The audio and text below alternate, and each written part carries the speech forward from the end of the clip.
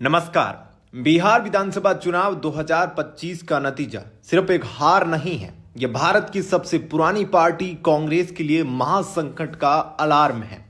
60 से ज्यादा सीटें लड़ने के बावजूद पार्टी सिर्फ 6 सीटों पर सिमट गई, दहाई का आंकड़ा तक नहीं छू पाई। जहां एनडीए ने 200 प्लस सीटें जीतकर इतिहास रचा, वहीं कांग्रेस की यह दुर्गति अब पार्टी के अंदर ही बगावत और विद्रोह की आग भड़का चुकी है।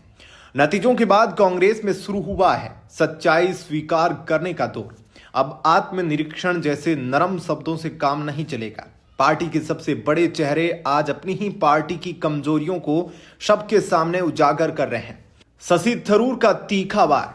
सांसद शशि थरूर ने साफ कहा है, यह बेहद निराशाजनक है। अब सिर्फ बैठकर सोचने का समय नहीं है, बल्कि गंभीर विश्लेषण करना होगा कि कहां रणनीतिक, संगठनात्मक या संदेशात्मक गलतियां हुई। उन्होंने यहां तक कह दिया कि उन्हें तो बिहार के प्रचार के लिए बुलाया ही नहीं गया।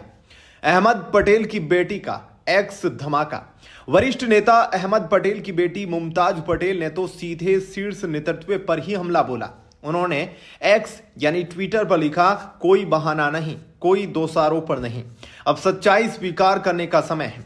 उन्होंने आरोप लगाया कि सत्ता ऐसे लोगों के हाथों में केंद्रित है जो जमीनी हकीकत से पूरी तरह से कटे हुए हैं और बार बार पार्टी की पराजय के लिए जिम्मेदार हैं।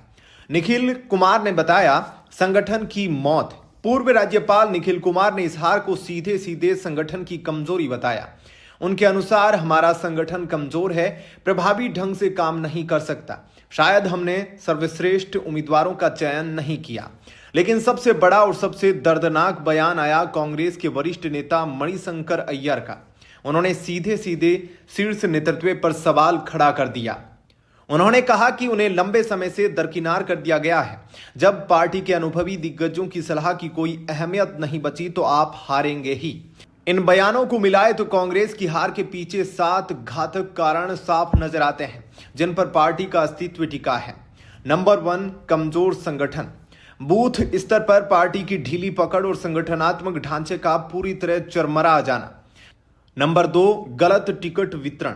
कृपानाथ पाठक और शकील अहमद जैसे नेताओं ने वित्तीय अनियमितताओं और गलत कारणों से टिकट बांटने का सीधा आरोप लगाया है। नंबर 3, शीर्ष नेतृत्व से दूरी। नेताओं का कहना है कि शीर्ष नेतृत्व अपने 4-5 सलाहकारों पर निर्भर है जो जमीनी हकीकत को दबा देते हैं। नंबर 4, संवादहीनता और अविश्वास। मणिशंकर अय्यर का निकाल दिया जाने वाला बयान बताता है कि पार्टी में सीनियर नेताओं के लिए कोई जगह नहीं बची है। नंबर 5, नेतृत्व का अभाव। स्थानीय स्तर पर कोई मजबूत और विश्वसनीय चेहरा नहीं जो कार्यकर्ताओं को प्रेरित कर सके। नंबर 6, अनसुनी आवाजें। मुमताज पटेल के मुताबिक जमीनी कार्यकर्ताओं की आवाज लगातार अनसुनी हो रही है, जबकि हार के जिम्मेदार लोग ही आगे भी फैसला ले रहे हैं। नंबर 7, आत्मविश्वास का संकट। इन सभी प्रतिक्रियाओं से साफ है कि पार्टी के भीतर गहरी बेचैनी और असंतोष है। बिहार की जनता ने एनडीए को प्रचंड बहुमत दिया है। एनडीए 202 सीटें, जिसमें बीजेपी 89 और जेडीयू 85 सीटें जीत चुकी है। महागठबंधन सिर्फ 35 सीटें, आरजेडी जिसमें 25 सीटें जीती, और वहीं कांग्रेस सिर्फ 6 सीटों पर सिमट गई, यानी उसका स्ट्राइक रेट मात्र 10% रहा। बिहार की इस करारी हार ने कांग्रेस के लिए खतरे की घंटी बजा दी है। नेताओं की खुली बगावत, संगठन पर गंभीर आरोप और शीर्ष नेतृत्व से दूरी, यह सब दिखाता है कि पार्टी अब आत्मनिरीक्षण से आगे बढ़कर कड़े और दर्दनाक बदलावों की दहलीज पर खड़ी है। सवाल यह है कि क्या कांग्रेस का शीर्ष नेतृत्व इन बगावती आवाजों को सुनेगा, या एक और हार के बाद सब कुछ फिर वैसा ही रहेगा? आपको क्या लगता है, कांग्रेस की हार का असली गुनहगार कौन है? क्या राहुल गांधी को अब इन आरोपों पर कोई सख्त एक्शन लेना चाहिए?